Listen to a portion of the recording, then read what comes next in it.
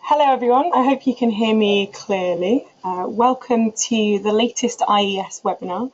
This one is presented by Professor Carolyn Roberts, entitled I've been exploring this great idea, funding for innovative and applied environmental science.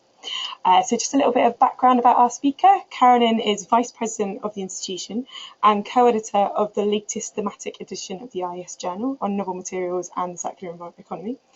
Carolyn is Director of the Environmental Sustainability Knowledge Transfer Network, also known as the ESKTN, based at the University of Oxford. The ESKTN is part of the UK government-funded agency, the Technology Strategy Board, that links businesses to universities to catalyse innovation in environmental technologies. So at the end of the presentation, there'll be a short Q&A session with Carolyn. You can either submit your questions in the chat box, which you should be able to see on the GoToWebinar launcher to the right of the page. If you can't find that, then please do email us questions. You can send those to the generic IES email, which is info@the-ies.org. You can find that on our website. So if I'll hand over to Carolyn now. Thanks very much, Ruth.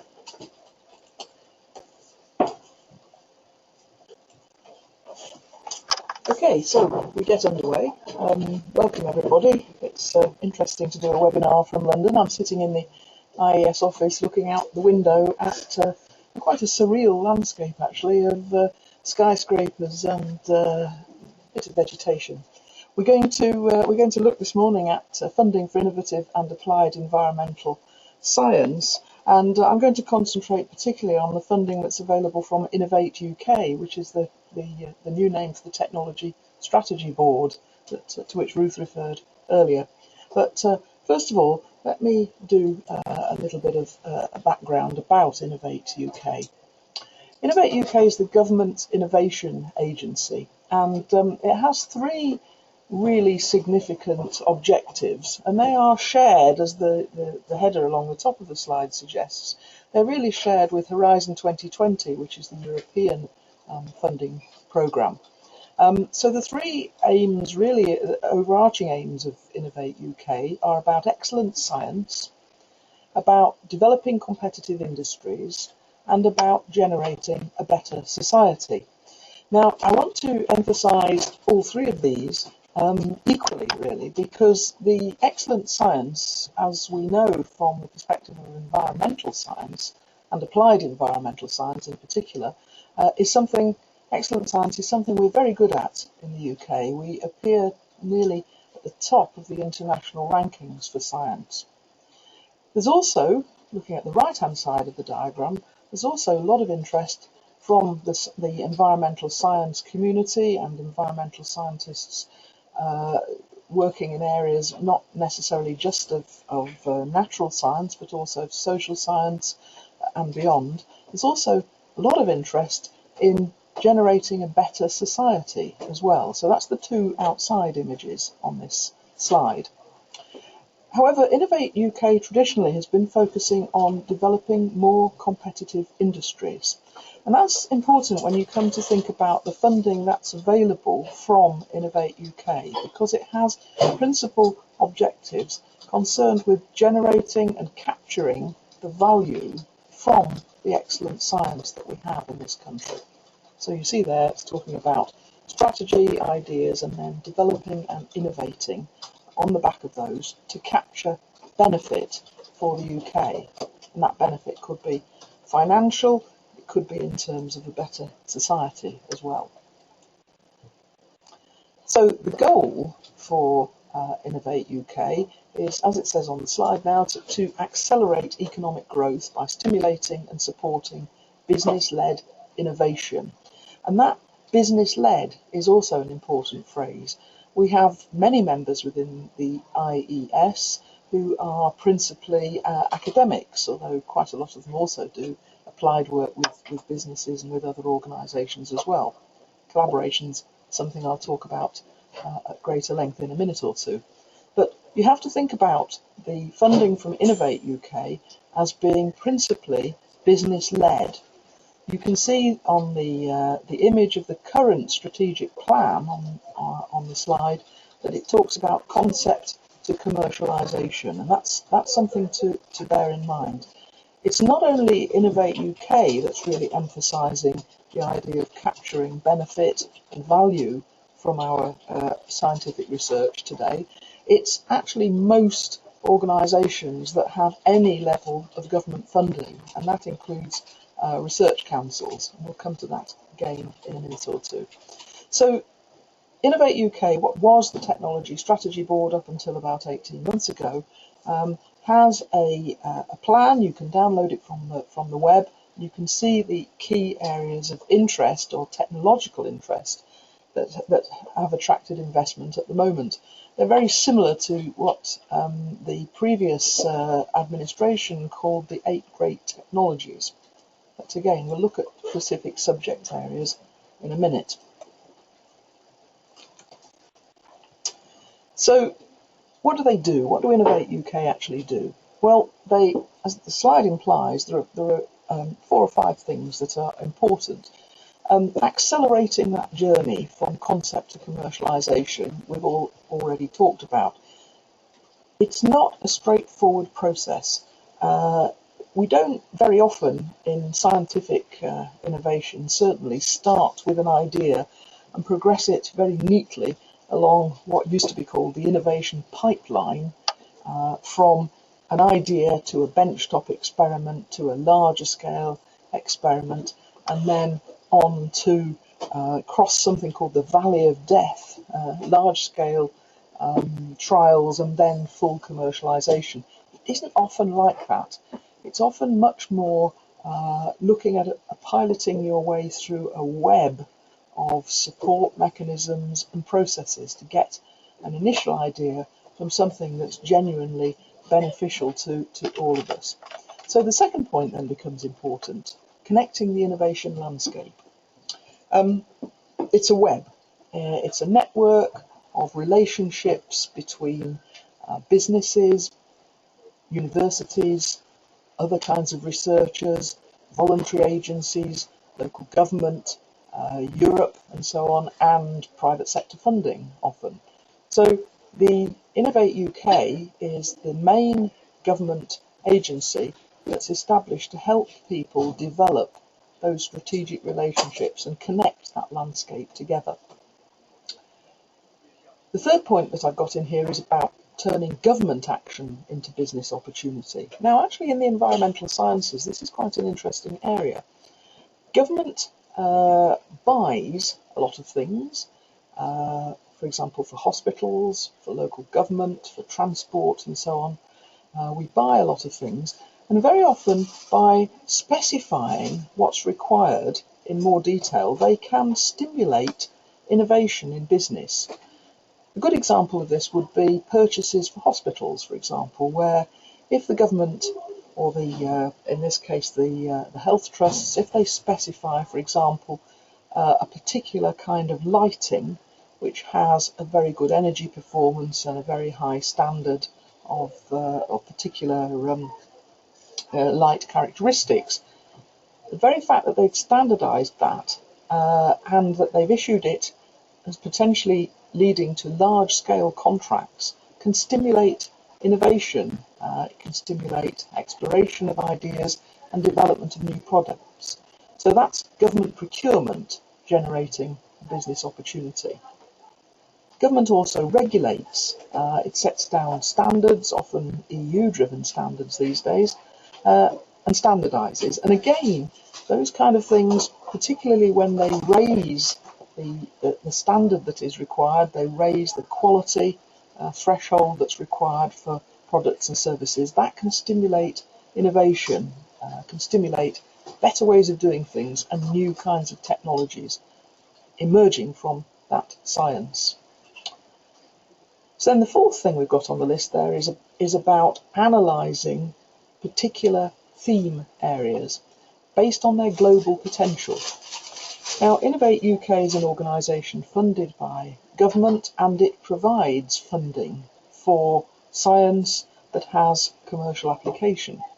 But it does that based on the potential of those products to generate income for the UK or for UK in partnership with other parts of the world. So there has to be global potential. They're not going to invest in something which has a very small return on the investment. I don't want to emphasise the austerity agenda today, but we are not living in times where we have large amounts of money that we can simply throw at particular problems or particular ideas. So there has to be an analysis of the potential, global potential.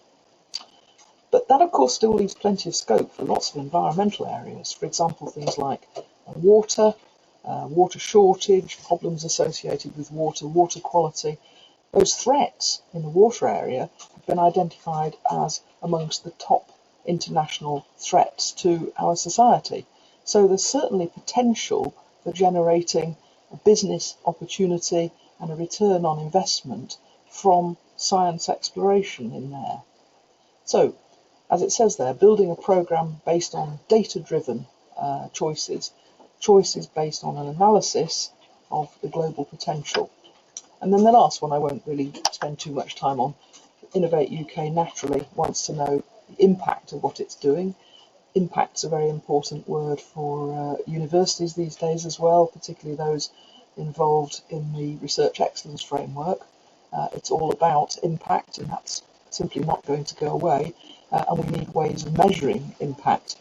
But I think I'd rather use the phrase capturing value from. We need to capture value and measure how much value we are capturing. So Innovate UK continuously tries to improve that, and that's part of its current agenda. Okay, now within that, the knowledge transfer network for which I work is part of the Innovation UK family. We are the people who actually do the engagement, and so that's what I'm doing today. We bring together businesses and entrepreneurs and academics and potential funders to develop these new products and services. Now, what I'm signalling here is that, and I have signalled since I started talking this morning, is that we are about helping businesses to grow. But much of the research comes from the university sector in the UK, and indeed other organisations, sometimes in the voluntary sector. So there is what I'm going to talk about today embraces all of these elements: businesses, entrepreneurs, academics, and funders. So that's what the KTN is the shorthand. That's what the Knowledge Transfer Network does. Ruth was actually a little bit out of date, because although 18 months ago there was indeed an environmental sustainability knowledge transfer network, about 18 months ago all the UK's knowledge transfer networks, we see them here, a whole range, 14 or 15 of them, they were all merged into one very large network. So that network is just now called the Knowledge Transfer Network, and it embraces a very wide range of technologies. The idea with the merger is not to remove the personalised assistance that's provided to particular communities, but to enable different kinds of scientists and technologists to talk to one another. So if you have an idea within a narrower area of environmental science, we should be able to help you find people to talk to in the IT sector, or in agriculture, or in medical technologies, or health-related things, or even in things which are apparently would be much further away, such as aerospace and defence, for example. So there are a number of communities, a number of cross-sector groups, actually much larger than the number shown on here now. 80,000 or so members. We run a lot of events every year with a lot of delegates, and the Knowledge Transfer Network has over 100 specialists that can provide particular advice to you in a university or a business or wherever you are, and we do that all the time, and it's a free government service. Okay, so how do we do this? Well, we do a number of things. I've tried to summarise them as a tabulation here. We provide information and news in one place, and it's up to date. And we'll look at the how you can access that at the end of the webinar. We put out material on our website, news about what's going on, information about what's going on, and also information about funding opportunities that are coming up. And we have a newsletter that again contains this information. We also horizon scan. We look around the sector in particular areas to see what's going on and what kind of things are being developed. Just to give you an idea about that, I recently, last week in fact, was working with the Foreign and Commonwealth Office to identify technologies in the water sector that were emerging from Britain's universities and that could potentially help people working in the developing world or living and working in the developing world, and in particular in South Africa and India. And by horizon scanning across Britain's universities and high-tech companies, we were able to identify a number of people who were working in technologies that were very interesting to these overseas areas, and a number of people have just been told this morning that they've been offered a place on a free funded place on a mission to South Africa to explore those links in more detail. So we're looking at what's going on, scanning the horizon to see what's coming up, what new technologies might be appropriate, and then helping to broker those links. We also broker links not only remotely but also through face-to-face events and activities, so activities about knowledge transfer and collaboration. So if you like, seminars, workshops, expert groups, and similar kinds of activities. They're almost always free.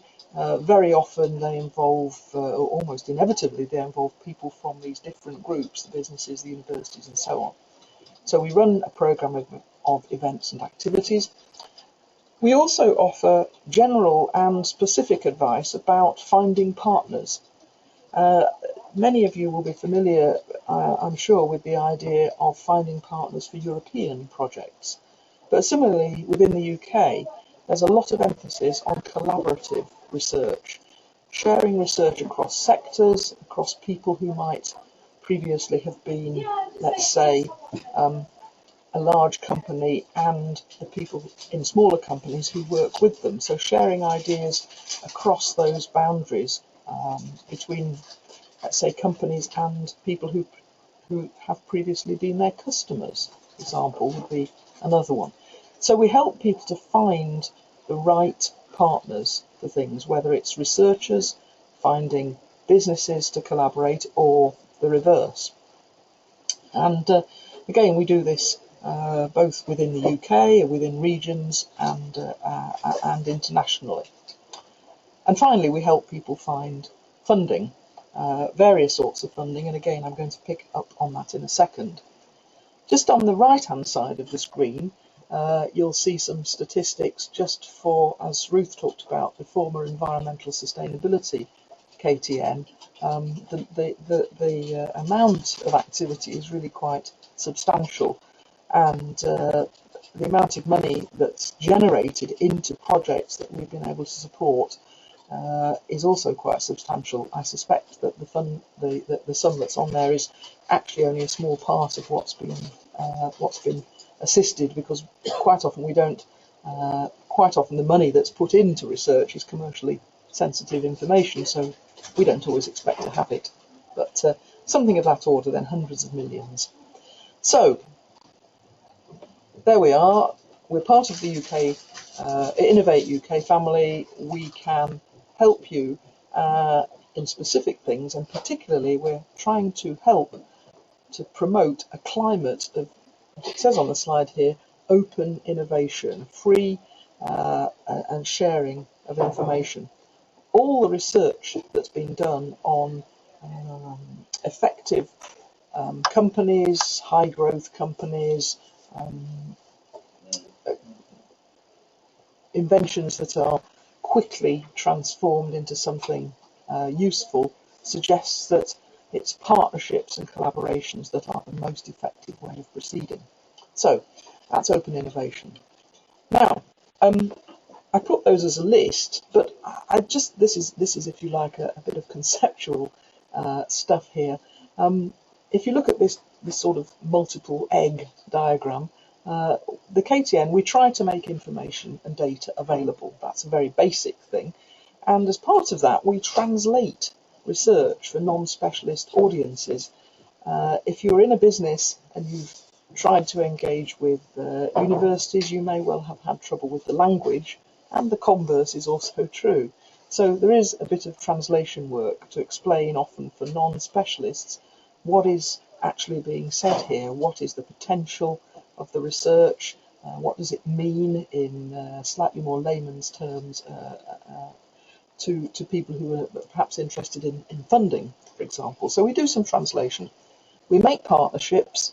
We actively engage in policy and practice debate. So, for example, earlier this week, as part of a delegation from the Institution of Environmental Sciences, we were talking with the new administration, the Speaker of the House of Commons, MPs, and one or two members of the House of Lords about the importance of science and the importance of generating value from science. So we try and influence the debate. And as it says on the right-hand side there, we are really trying to build capability and enable innovation. So what we're trying to do, what we want to help you with, is a lot more than just giving you information. It's actually helping you to thrive in an environment that is generally more innovative. Okay, now let's get to the bit that probably is the most important. Let's talk a little bit about the money. Now, in a seminar like the one we're in today, there's only a small subsection that we can really talk about, and I'm going to talk about 3 or 4 different sources of finance, but as part of a wider set of possibilities. So, on the screen here, you can see that what are called here the different tools that Innovate UK offers to participants in the UK, or people overseas who have UK partners. You can see the knowledge transfer network there as one of the tools, but I'm going to talk about 3 things in particular today as introduction to the wider set of tools here. I'm going to talk about innovation vouchers, I'm going to talk about SMART awards and knowledge transfer partnerships in the middle of the diagram there. But I'll give you some pointers to some other places as well, and there'll be some opportunity to ask some questions. Okay, so let's take innovation vouchers, because these are if you like, the smallest sum. Now, innovation vouchers were set up to help businesses to interact with universities or other external specialists. They are sums of £5,000 available to pay the costs of a business consulting a university. Let's say a university, it could be a private sector research organisation. It's £5,000 just to ease the wheels of making that first contact with a university or another researcher. It's if a business has got let's say a particular challenge, it could be an environmental challenge, wants to know more about what it might do in the way of managing its water, let's say, or managing its carbon emission by doing something clever with maybe the grounds in which it operates. So it's a scheme to help businesses gain new knowledge, to innovate and to grow, or to reduce their costs, in fact, to grow their profits, let's say. So we have £5,000 vouchers. Businesses can approach any one of a number of knowledge suppliers, and I've put some of them on the screen here now. So you'll see universities and, in fact, FE colleges on the list of potential knowledge suppliers, but also private sector organisations, research organisations or technical consultancies, something there called catapult centres. Now we'll just pause on that for a minute. Catapult centres have been in the press quite a lot. They are major national initiatives set up by government to focus industry and academic attention on particular subject areas. There are about 8 or 9 of them set up now. Some of them are geographically focused, others are more dispersed. But for example, there's one on advanced manufacturing, the earliest of them. But equally, there are some on offshore energy, there are ones with medical focus, and so on. So I put the website up there in case you want to have a look in more detail about those. But there are a lot of experts in particular areas within catapult centres. Okay, and intellectual property advisors. Those are people who can help you connect your intellectual property, protect your intellectual property, your IP. So you get these vouchers. The way it works is if you're a small business, up to a medium-sized business, and you need help with something, you can apply. You shouldn't have worked with the knowledge provider before, and you shouldn't have had an innovation voucher from Innovate UK before. But these are very straightforward. In fact, they work on a lottery. I've described it as a lottery. They're very easy to apply for. The lottery is run every 3 months, and the next one is in about a month's time, in July. You apply online, very few questions to ask, and you'll see there that impact word. And remember, the focus of Innovate UK is on the impact of the idea. Once you've filled in the application form, it shouldn't take more than a few minutes. If you pass the threshold for consideration, you'll be entered into the draw, and the winners are chosen at random. They allocate 100 vouchers every round, and if you don't make it the first round, you can enter again. So there's innovation vouchers. Very simple, very straightforward, and a good way of making a first contact between a business and a university.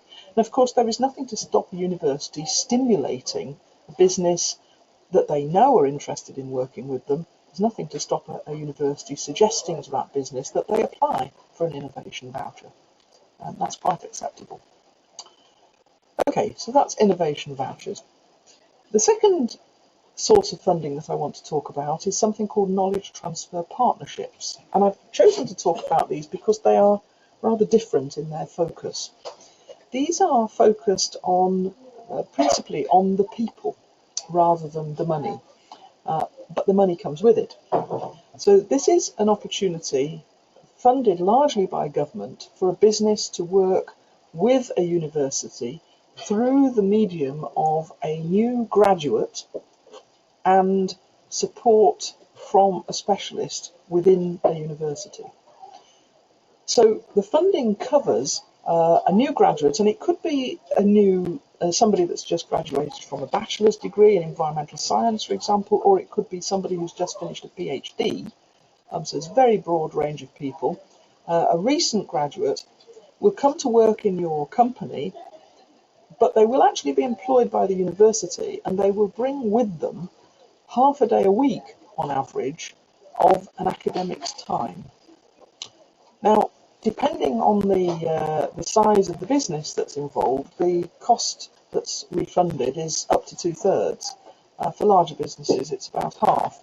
And it can be, if they're fixed term, anything up to 3 years. My own experience is that these work very well at the level of 1 to 2 years. The very short ones, I think, are quite difficult to manage.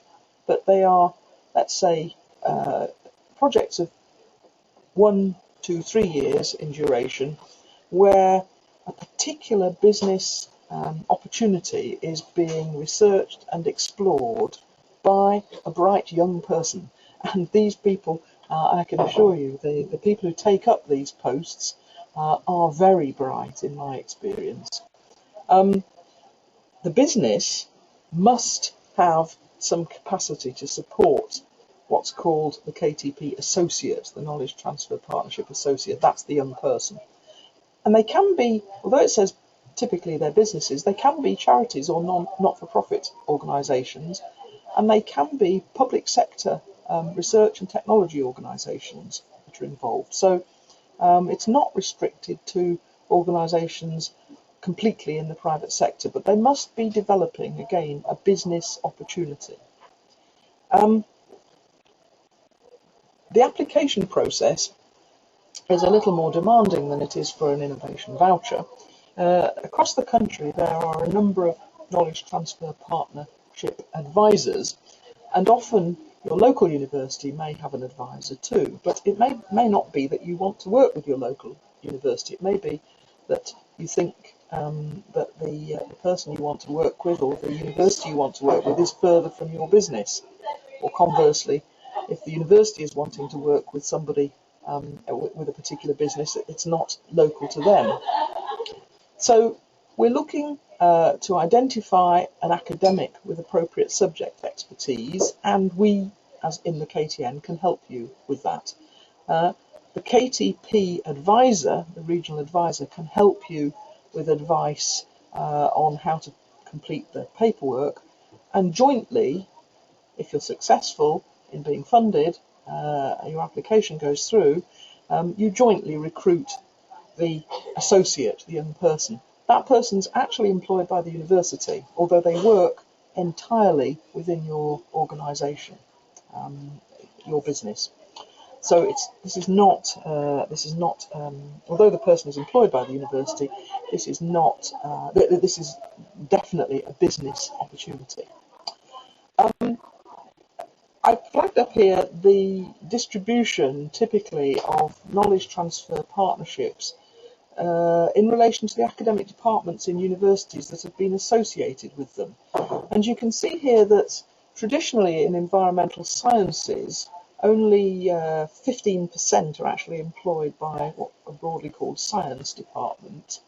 But actually, environmental science strays across into a number of other sectors here. So certainly the largest proportion of KTPs are coming from engineering departments and then management departments. But I hope you can appreciate that environmental science covers a number of these areas. Now I can speak about knowledge transfer partnerships myself from personal experience, because I was involved as the academic partner in one with which involved my university working with a landscape architecture practice on looking at the aesthetics and the biodiversity of sustainable drainage schemes, and it was very successful. The company developed a lot of materials, a lot of expertise in doing designs to improve the acceptability of sustainable drainage schemes, and a number of those are now being implemented in big building programs that are starting to take off now across the UK. So it was, as well as being rewarding for the company, I have to say, as an academic, I found it a great deal of, I got a great deal of knowledge from it and a great deal of enjoyment as well. It was a very interesting process indeed. So KTP is, again, something else that you can certainly look at as a funding mechanism for a project. And again, they can be instigated by a university, but they have to be led by a business. So the university can stimulate a business to think about applying for one. Third type of funding mechanism that I want to talk about is something called SMART awards, and these are grants that are available for research and development projects. They run, they're awarded on a kind of rolling program. Batches of applications are received every couple of months. There are three types of grant, varying levels, varying scale: proof of market, proof of concept, and proof and development of a prototype. Again, these are for companies, but the company could be a spin out from a university, for example, or it could be a small group of people working themselves on a new startup business or a new initiative. And as you can see, the first level there is proof of market as a smallish grant, and enables you to explore whether there is actually a market for your idea. So these are SMART awards. The proof of market one that I mentioned there is up to £25,000, and it funds about 60% of the total project costs. And you can see there what it's intended to do.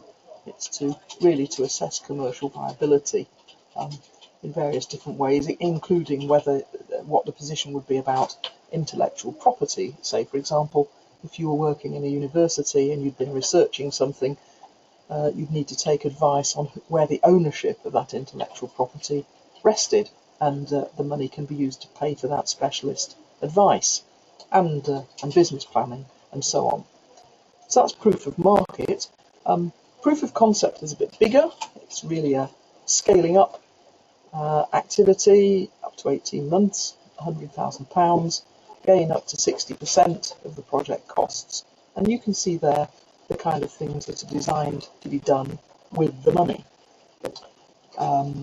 Prototyping, building something, a first go at building something, or some specialist testing of something, some new idea that you have.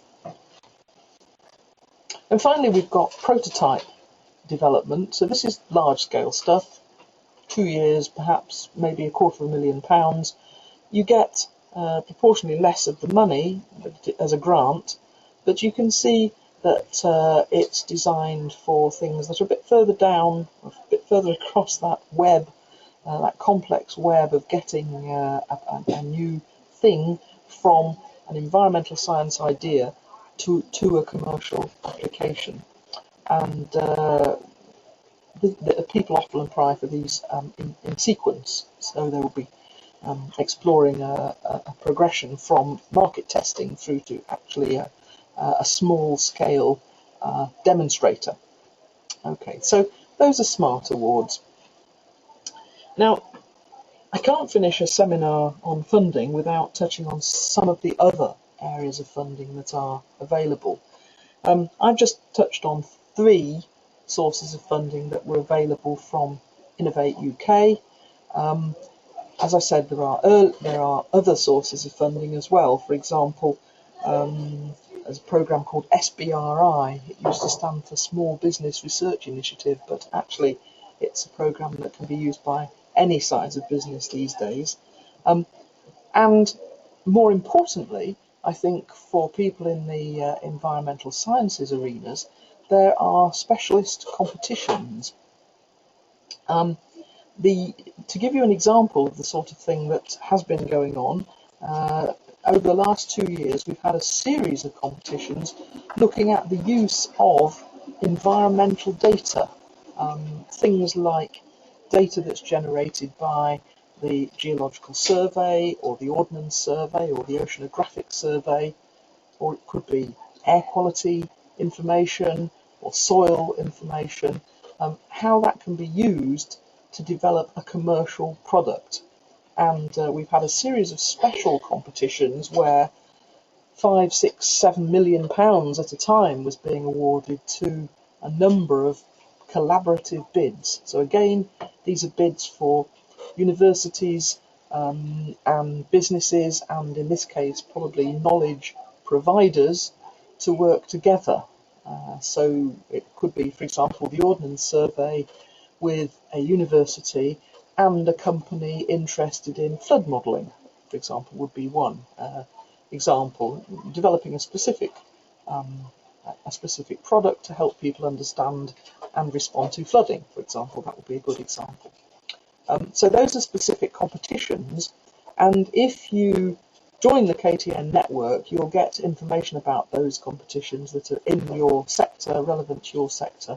That will be sent to you as soon as that information becomes available. So that's special competitions.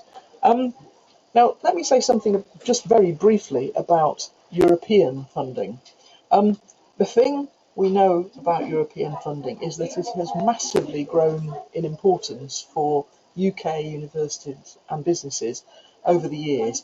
We moved through a series of what were called framework programmes. You can see them on here as FP1 and so on. The most recent one was FP7, Framework Programme 7, and we've now moved into new programme, Horizon 2020, where the sums of money are really eye-watering.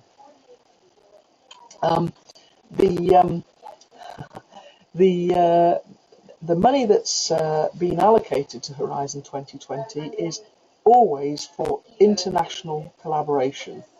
Again, we can help you with this. The UK has the national points of contact for EU competitions and so on. Innovate UK has those on its staff, and we run a series of webinars and face-to-face events and guidance and so on for participants in that. It's worth noting that the UK has been very successful actually with its universities in bidding for European funding, very successful in securing that, where Britain is leading consortia with participants, collaborators from other European countries. But businesses have been a bit less successful, proportionally less successful in securing those funds. So there's plenty of scope there, and the KTN can help to point you in the right direction. I can't possibly go through the number of potential sources because there are a very large number of programs here covering marine applications, agriculturally and biodiversity related applications. Water is very popular, there's lots of money going into water research, things to do with soils, and things to do with the circular economy.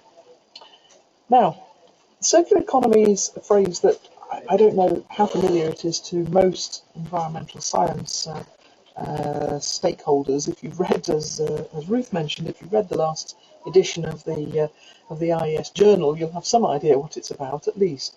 But we're talking here about ways of developing new products and services that are much less environmentally damaging, that reduce the amount of materials going to waste, that try and reduce energy consumption and so on. And the diagram shows you a few ways in which ways that this is being done. It's been done first of all by recycling, which everybody knows about, but also by remanufacturing goods and services, redistributing materials from one sector to another, and generating things which have a longer life. Now, in environmental sciences, this idea of circularity shouldn't be as unusual as it appears to be in some other sectors of the UK economy. For the manufacturing industry, for example, this is quite a new concept because traditionally they have taken raw materials, turned them into a product, and then at the end of life, that product has been disposed of to landfill. Now, clearly, we can't go on doing that forever. We're going to run out of raw materials and we're going to run out of landfill sites. And actually, in the UK, we're certainly getting close to the latter. We're getting very short of landfill sites. But it's also not a good idea in terms of our energy consumption and our emissions to air and water. So we're trying to move the UK closer to a circular economy, and so is the EU at that pan-European level. So the KTN runs a circular economy community. There have been competitions in this area for technologies and services, many of which are highly relevant and involve environmental scientists. But we also run discussion groups, we publish case studies and so on. We can help people find collaborators. Now this is a more challenging area than you think. It's a very complex new area, and it's we're finding it as a KTN quite a challenge. A lot of other people are working on this area as well, but we are putting funding into this, and so is the EU. So if you're interested in finding out more about how environmental scientists can contribute to this, or finding funding for your research and development that's involved, that you think is involved in this area, whether it's the water sector or air pollution or whatever it might be, waste disposal and looking at the implications of that, for example, or soil contamination, looking at all of those things and how that relates to the circular economy, do contact us and we can help you with that. I've touched on some of the other areas in which the KTN works already. I talked about it as technology. You can probably replace the word there with science, certainly with applied science. But I've flagged up a few things. Sustainability features very large in what we're doing at the moment. Agricultural technologies, novel materials, as we saw in the last journal, things to do with data, and absolutely crucially, and an area where environmental sciences have a really key role, is in the management of carbon and carbon emissions. That's an area where I think there are huge opportunities for environmental sciences to secure funding and really to help both the UK and the world address some of these major issues. And as I said before, we have specialists who can help you with that. Now, little note of caution. With any new technology, there are challenges. And I put this diagram up. It's called the Gartner hype cycle. Not only because I think it's a very interesting way of capturing things, but it's also slightly amusing. What it's trying to do is to capture what happens when somebody says they've invented a new technology or they've got a new scientific idea. Gartner is a US sort of punditry organisation. They analyse new technology in the way it moves from the bench top or the idea in someone's head towards application. And what they do describe that the pattern there is this up and down trajectory, where you start off with something new, a trigger. You reach a peak of inflated expectations where everybody says, gosh, this is going to sort out everything for us, this is going to be wonderful. Let's say it might have been a few years ago, or 3 or 4 years ago, it might have been carbon capture and storage. That's an interesting one. Yes, this is going to sort out our energy problems. We can carry on using fossil fuel and we'll capture the carbon and carbon dioxide, the carbon, and stick it back in the ground. Well, it's not happened yet. I'm still optimistic that it might happen to a certain extent, but we may be going through the trough of disillusionment a little. But hopefully we'll rise up through the slope of enlightenment and we'll end up with something that's actually productive and functional in the not too distant future.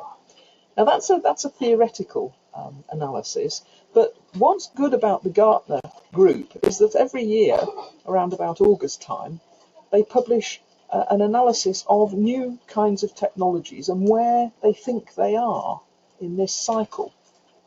Now, this particular diagram was not produced for environmental sciences, but you can see that there are things on here that are relevant to environmental sciences, and I hope if you're thinking about some scientific idea that you've got, you'd be able to position yourself, likely to be somewhere on the left-hand side of this diagram, I suspect, but you'd be able to position yourself and see and think about where it's going to go and how you can get over that hump towards that slope of enlightenment, or the plateau, if you like, at the end. Just to give you an idea, big data and data science are on this diagram, and environmental data, we are reaching the position with things like climate modelling, where we have massive amounts of data, environmental science data, and we are starting to be able to process this in ways which is genuinely rewarding for society, for businesses, and for actually other applications as well. The technology that we use to process the data, climatic data, is leading to other spin-offs as well. But you can start to see that if you were an investor, potential investor in handling big data, you'd be somewhat sceptical about the hype that might have been generated a few months ago or a year or two ago. You'll notice there isn't actually a timescale on the axis here. Gartner suggests that certain technologies progress very quickly, others are much slower. But there's an indication of the time to reach a plateau for some technologies in the symbols on the diagram. So do have a look at that later on and think about it in the context of your own research your own ideas. I think it's a helpful analysis. The other one I'd flag up, which is fun, I think, is the Internet of Things. The idea that everything talks to everything else and tells it where it is and what it should be doing, usually captured as your fridge talking to Tesco. Okay, that's perhaps not the thing to invest in right now. Okay, so finally, what's going on now is big changes in manufacturing, in industry generally. This one's called manufacturing, but it's about circular economies, revolutions, which include economic and social implications, but crucially there on that diagram, environmental implications, and that's really where we can act as environmental scientists. Very, very important, and big opportunities arising from that. I won't spend too long talking about this, but there are various tools, including the Horizons tool, that you can use and we can help you with, the KTN can help you with in developing your idea, and we're very willing to talk to you about that.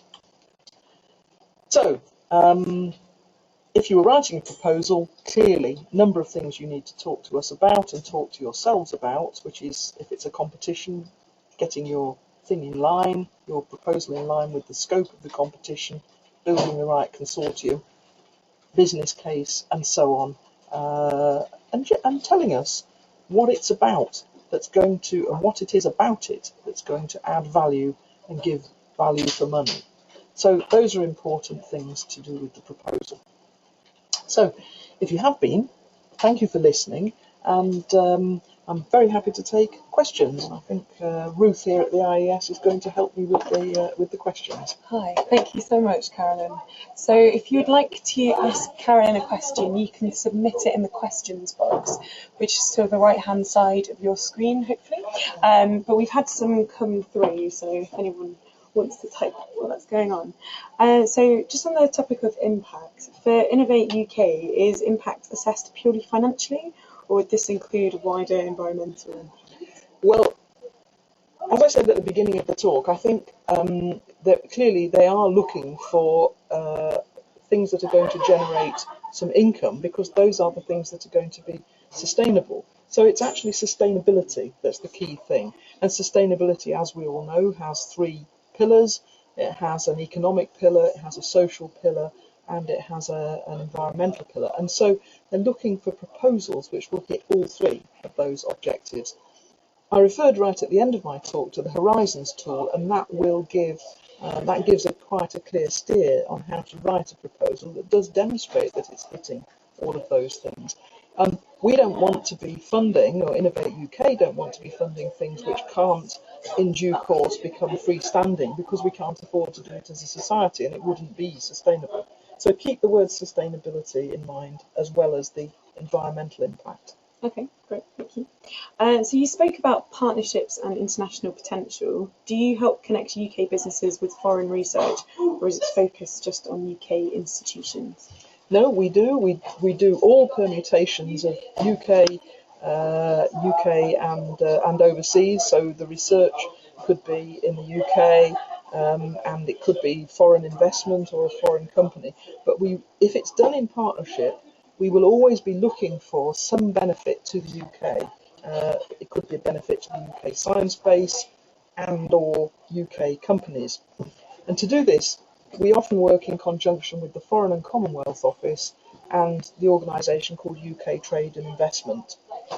We don't deal with sales, so I will say quite explicitly, we do sometimes get companies approaching us and saying, we've got a great new device, can you help us sell us it in China? We don't do that.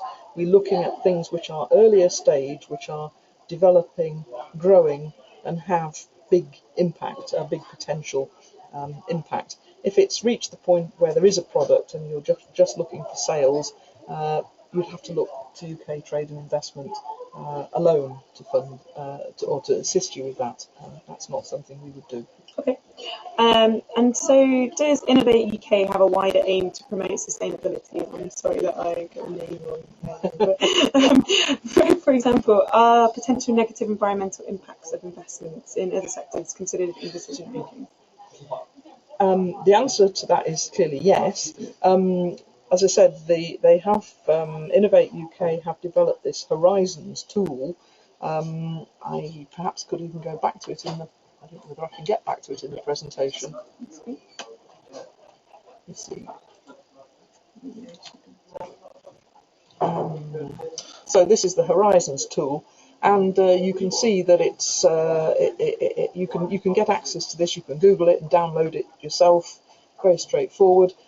You can see that it looks at a whole range of things to do with sustainable futures and its social, environmental, and economic trends. So the risks. You mentioned damage and so on as a potential. You can see the risks there to things like waste production or pollution and ozone and so on are included in that. So yes, Innovate UK are not going to fund things which are not in the long term environmentally sustainable. It raises some quite interesting issues when you look at transition technologies, say for example things like fracking, and I know that's an area that's of interest to a number of IES members and indeed others, because it is still a fossil fuel. However, it is less environmentally damaging than some others. So there are some interesting choices to be made and some grey areas, I think, not unique to Innovate UK and having to deal with those. Okay. And so when you were talking about the trough of disillusionment, which is great, how can you differentiate between a project which can continue and plateau into productivity and one that is simply not viable? Or would it not get to that stage? Well, people will need to develop a business case for a project. Now, they may not be, well, they may only be embryonic businesses, but by a business case, we mean an argument as to why this thing is going to be self-sustaining eventually. Now, all businesses, I would agree very much with the Gartner hype cycle in the sense that all operations, when they're progressing from, let's call it the bench top, but it may not be a bench, it might be a field exploration through to some new product or some new service, they all go through difficult phases. They all go through that trough of disillusionment. But we want to make sure they come out of the other side as well. And we want to be realistic about how long that's going to take and what the barriers might be to progressing it. So those have to be explored. And that's why some of these grants that are given include proof of market and proof of concept, as well as, give me some money to develop a large gadget. We want people to explore the implications of what they're doing in sufficient detail. Okay, great. Well, thank you, Carolyn. I think that's all that we have time for. For those of you watching at home, you'll be able to re-watch this webinar even. It's going to be sent out in today's IES newsletter and will be available on the website. And if you do have any further questions, please feel free to contact Carolyn. You can do this via the details she put up or via the IES project office. So thank you so much, and thank you again, Carolyn. Thank you for inviting me. Goodbye, everyone. Bye.